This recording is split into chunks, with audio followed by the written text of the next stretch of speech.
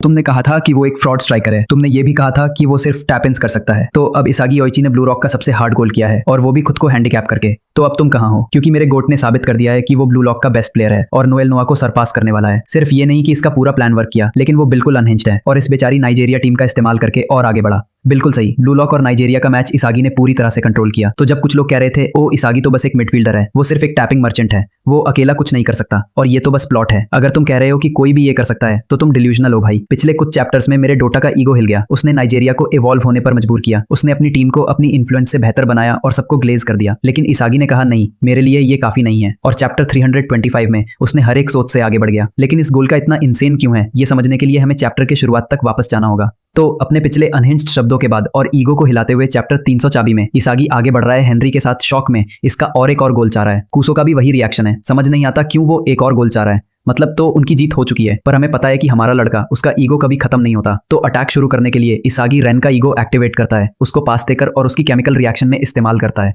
वो और rain Nigeria को फिर से कुक करते हैं, लेकिन फिर करोजू को भी इन्वॉल्व कर लेता है, कहकर हमें दिखाओ तुम क्या कर सकते हो डीमन किंग। हाँ, ये एक फुटबॉल मांगा है, लेकिन सुनो, इसको इग्नोर करो। चलो, ये वैसे ही है जैसे हमने पहले कहा था कि इसागी सच में ब्लू लॉक का असली लीडर और कैप्टन है और सबको इवॉल्व होने के लिए इंस्पायर करता है। हाँ, मुझे पता है आइकू टेक्निकली कैप्टन है, लेकिन चलो सबको सच पता है। फिर वो बाचर को पास करता है जहां कुसो कह रहा है इसागी गोल्ड के लिए जा रहा है, उस रोको। लेकिन बाचर को सच पता है अगर इसागी सिर्फ गोल करना चाहता तो वो पूरे टाइम रेन के साथ मिडिल में डोमिनेट कर सकता था। लेकिन उसने बचरा को चुना क्योंकि वो कुछ नया चाह रहा है और सिर्फ एक थम्स डाउन के साथ बचर समझता है कि हमारे ईगोइस्ट की सबसे बड़ी ख्वाहिश क्या है, 3 डिफेंडर्स के बीच बैकस्पिन के साथ एक लो पास देता है। हाँ, मैं इस पूरी वीडियो में इसागी को ग्लेज कर रहा हूँ, लेकिन मुझे कुछ बार बचर का भी जिक्र करना पड़ेगा क्योंकि मेरे भाई कभी भी एक गोट है। इसागी बचर को 2 वजह से पास करता है।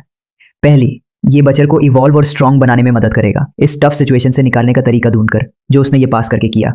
और दूसरी, ये उसके लिए इतना आसान नहीं है क्योंकि अगर वो रन के पास जाता और स्कोर करता तो ये बहुत आसान होता। ये दोनों ही सेल्फलेस नहीं है। इसागी ने सिर्फ बचर को पास इसलिए किया क्योंकि अगर वो इवॉल्व होता है तो उसके बाद क्या होता। इसागी अपने जीनियस से अडेप्ट करता है और भी स्ट्रांग बन जाता है। लेकिन इससे आगे बढ़ने से पहले एक बात रह गई जो मैंने लास्ट वीडियो में नहीं कही, और वो ये है कि बचर इस मैच का डेफिनेटली MVP है, राइट? सुनो, मुझे इसागी बहुत पसंद है, लेकिन सिर्फ स्टैट्स के हिसाब से। बचर ने इस मैच में 3 असिस्ट्स और 1 गोल किया। ये कुछ लियोनेल मेसी टाइप कुछ है, असिस्ट का हैट्रिक, ये क्रेजी है। उसने डेफिनेटली कुछ ग्लेज करने लायक है। वो डेफिनेटली FC बॉच के द्वारा थोड़ा हेल्ड बैक हुआ। ये भी मेसी के लेटर ईयर्स के लिए सच है। पर एनीवे, रेन को नाइजीरिया ने रोका, लेकिन तो इसागी का सामना कुसो और उनाजी से होता है। उसने वही इवॉल्व ट्रिक इस्तेमाल किया जो उनाजी ने पहले किया था, पर अपने इवॉल्व वर्जन के साथ। तो उसने उनाजी का नया वेपन लिया और अपना बना लिया। अरे नहीं, उसने कहा लक से मत जीतो, इनएविटेबल विक्ट्री बनाओ, पर किसी फॉर्मूला में बन ना हो जो पहले बना चुका है। तो इसागी ने बॉल को बहुत ऊंचा फ्लिक किया और हवा में उड़ाया जैसे ज़्लाटन इब्राहिमोविच। उसने बॉल को टॉप कॉर्नर में घुसाया और उनाजी को समझ आया कि नंबर 1 के लिए क्या करना पड़ता है। ये गोल सच में आउटरेजियस है, मैं तो मजाक नहीं कर रहा, ये इतना डम है। और मैं सिर्फ इसागी के इंटेलिजेंस पर्सपेक्टिव से नहीं कह रहा, क्योंकि उसने दिखाया कि फिजिकली भी वो बेस्ट है और कोई नहीं कह सकता कि वो बुरा स्ट्राइकर है या मिडफील्डर। पहली बात, उसने उनाजी की ट्रिक चुराई, मतलब उसका पूरा प्लान काम आया। लेकिन जैसे उसने पहले कभी कभी किया है, उसने इसे अपने वेपन में बदल दिया, जैसे उसने नारोहाया के साथ किया। इससे उनाजी नाइजीरिया का दिल था, उनका सबसे अच्छा प्लेयर, और उससे भी इस नए ट्रिक को सीखने के लिए इवॉल्व करना पड़ा। और इसागी उसने ये चुराया और इसे और बेहतर बना दिया क्योंकि ये जमीन पर ज्यादा वर्सेटाइल है और वो अपने 2 गन वॉली का इस्तेमाल फ्यूचर में कर सकता है इसके साथ, जैसे उसने पहले कहा था। लेकिन जो बात है वो ये है कि उसने बॉल को ऊपर किया और इतनी ऊंची जंपिंग की, ये बाकी शशीदो जैसा है। और गोल ऑनेस्टली मैन यूनाइटेड के अगेंस्ट पिछले सालों का उनरे गोल की तरह था, प्रीमियर लीग का एक सबसे बेहतरीन गोल। और इसागी ने ये मजा लेते हुए किया। अब बॉल को फ्लिक करना और उसे मारना कोई मुश्किल काम नहीं है। मैं इशू है कि उसमें कितनी पावर है, ये इनक्रेडिबली मुश्किल है। जो भी मुझे देख रहा है, जिसने सच में रियल लाइफ फुटबॉल खेला है, ये जानता है। लेकिन सच कहूं तो मुझे नहीं लगता कि कई ब्लू लॉक फैंस ने सच में फुटबॉल देखा है। मैं ये भी नहीं सोचता कि ये अब फुटबॉल मंगा है, पर फिर भी वैसे मैंने शीदो का नाम लिया, पर इसागी के पैरों की स्किल सच में उसकी स्किल से बेहतर है, क्योंकि शीदो का ऐसे चक्कर में दूसरों की जरूरत होती है और सिर्फ इंस्टिंक्ट पर निर्भर करता है, जबकि इसागी इस तरह की प्ले को कैलकुलेट कर सकता है। उसने इस पूरे में ये प्रूव किया। हाँ, उसने जब चाहा तो गोल कर सकता था, पर ये बहुत आसान होता। ये तो वाकई में थोड़ा टॉफिन टाइप का बात है, तुमसे सच कह रहा हूं। जब तुम मैं मेरे जैसा प्लेयर हो तो गेम तभी मजा करती है जब तुम डिफिकल्टी बढ़ाओ, जो कि ये कर रहा है। सोच के देखना, सब कुछ उसके प्लान के हिसाब से हुआ। उसने नाइजीरिया को एक नए ईगोइस्ट के लिए हाइप किया ओनाजी पर, जो उसने किया, फिर उसे और इवॉल्व करने पर मजबूर किया, जबकि ब्लू लॉक के लिए क्लीन शीट रखा। हेल, उसने अपनी टीम को भी इवॉल्व करवाया, जो कि उसका और एक गोल था। सच में मेरे नाइजीरियन दोस्तों, मुझे माफ करो, इसागी ने तुम्हारी टीम के साथ ऐसे खेला कि उन्हें इवॉल्व होने के लिए स्टेपिंग स्टोन बना दिया। वो इतने वीक थे तो ब्रो को खुद को रिस्ट्रिक्ट करना पड़ा ताकि वो सच में इंप्रूव कर सके। ये वैसे होगा जैसे अगर तुम एक बड़ा अडल्ट हो और छोटे बच्चों के साथ खेल रहे हो। ठीक है, शायद ये नाइजीरिया के लिए थोड़ा रूड है, लेकिन इसागी ने इस पूरे गेम में ऐसे ही ट्रीट किया।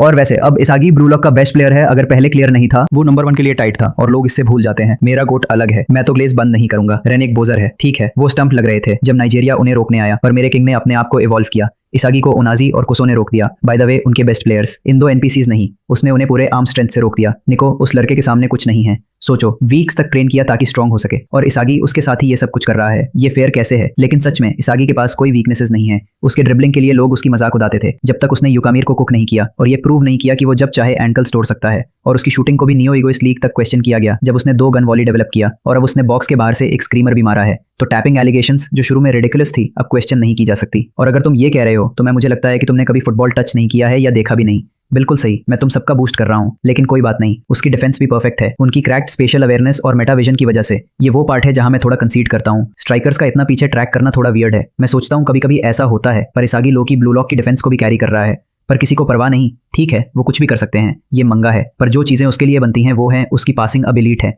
उसकी विजन हमेशा गॉड टियर रही है, तो क्या नहीं है यार। अब ये आदमी डिफेंडर्स को बॉडी कर रहा है जो पहले उसे पुश ऑफ कर देते थे, और वो तो और भी आगे जाता है। कहता है कि वो सब कुछ दाव पर लगा देगा, उसका सोचना, उसकी अननोन प्लेजर्स, खुद के अंदर की क्यूरियोसिटी। ये कहते हुए प्लान्स और ईगो का स्टेटस को स्क्रू करो, उससे बार बार टेस्ट करना पड़ेगा। इस तक जाते हुए कि वो ईगो को कह रहा है कि जो फुटबॉल वो बना रहा है वो अब उसके लिए काफी नहीं है। ये पहली बार है जब जिम्पाची ईगो अपने क्रिएशन से जेन्युइनली आउटप्लेड हुआ है।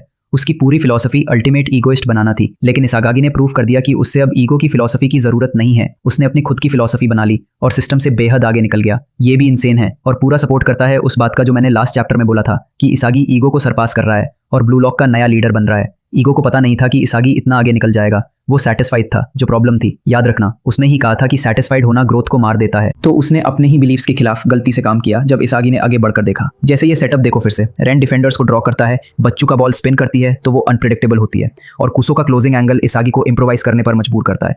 कोई स्पेस नहीं, ना टाइम, और ये साइको अब भी कोई तरीका ढूंढ लेता है इससे वेपनाइज करने का। ये तो वो चाहता था।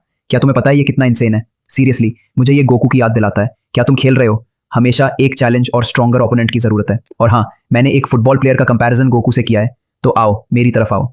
लेकिन सच में इसागी का नया वेपन बढ़िया है, लेकिन ऑनेस्टली ये बस एक इंडिकेटर है कि वो कितना टेरिफाइंग होगा, और ऑलरेडी है। इसागी ने अब कह दिया है कि वो कभी भी वही चीज 2 बार नहीं ट्राई करेगा अगर वो इवॉल्व करना चाहता है।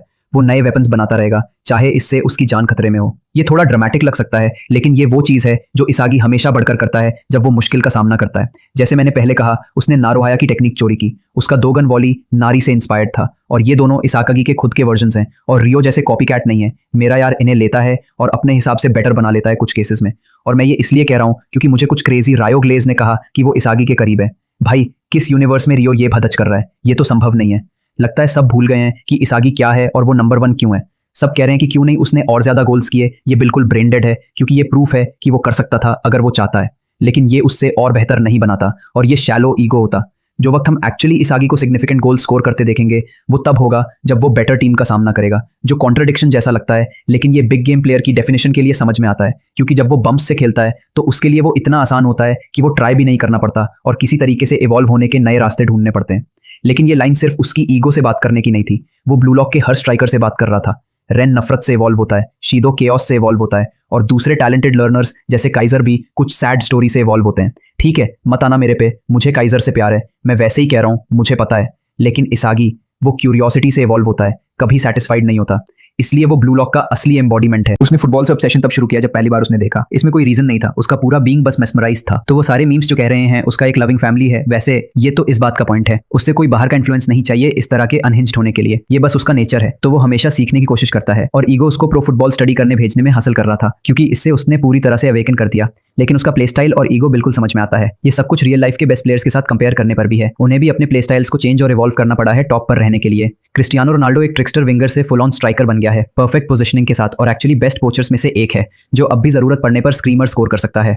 तो वो डिफेंड करने के लिए एक नाइटमेयर था। बाय द वे मत कहना कि मैं रोनाल्डो को ग्लेस कर रहा हूँ, मैं पर्स मॉर्गन नहीं हूँ। वो लोग कैसे हैं, क्या तुम्हें कोई ऑब्जेक्शन है क्या? वैसे अगर तुम एक्चुअली कुछ ग्लेस देखना चाहते हो तो चलो लियोनेल मेसी के बारे में बात करते हैं, क्योंकि उसके लिए भी कुछ सिमिलर हुआ था। मेसी एक बढ़िया विंगर या स्ट्राइकर था कुछ केसेस में, लेकिन जैसे जैसे वो बड़ा होता गया वो कैसे और ज्यादा बेहतर होता गया जब तक उसकी लेट फेज नहीं आई, जो थोड़ी डिबेटेबल है। और ये सब इस बात के बावजूद हुआ था कि उसकी फिजिकलिटी नहीं थी। कैसे वक्त के साथ उसने इवॉल्व किया, उसने शॉट पावर को बढ़ाया, उसने अपने लॉन्ग रेंज गेम को इतना बेहतर बनाया कि वो फुटबॉल हिस्ट्री का टॉप गोल स्कोरर बन गया बॉक्स के बाहर से, जो पहले उसके लिए क्रिटिसिज्म था। फिर वो फ्री किक्स में भी जबरदस्त हो गया, हिस्ट्री का बेस्ट बन के। और उसकी प्ले मेकिंग वो तो नेक्स्ट लेवल है। उसकी पासिंग भी उसके गोल्स जैसी आइकॉनिक है। ना सिर्फ ये कि वो फुटबॉल हिस्ट्री का सबसे बड़ा गोल स्कोरर है नॉन पेनाल्टी गोल्स और best goal to game ratio के साथ, उसके पास 400 असिस्ट्स भी हैं, जो कि हिस्ट्री में सबसे ज्यादा हैं। लेकिन मैं ये क्यों कह रहा हूँ, इसका ब्लू लॉक से क्या संबंध है? क्योंकि मुझे अब भी लोग इसागी को असिस्ट मर्चेंट बुलाते हुए दिखते हैं। गाइज, फॉरवर्ड्स भी असिस्ट्स ले सकते हैं। मेसी, केन, सुआरेस को देखो, जैसे आगे बढ़ो, वो तो एक ऑलराउंड प्लेयर है। और एक दिन इसागी अगर अभी तक नहीं है तो वो कंप्लीटली अनस्टॉपेबल बन जाएगा। देखो, एक हैट्रिक जल्दी आने वाली है, मुझ पर विश्वास रखो। तो लोग कह रहे हैं कि वो सिर्फ एक अटैकिंग मिडफील्डर है, आगे बढ़ो, वो एक गोटेड गोल स्कोरर है इलीट पासिंग के साथ। ये मुमकिन है। टू बी फेयर, फिर से कहना पड़ेगा, उसका बेस्ट डिफेंडर्स में होना थोड़ा अनरियलिस्टिक है, लेकिन चलो, क्योंकि वो मेरा गोट है।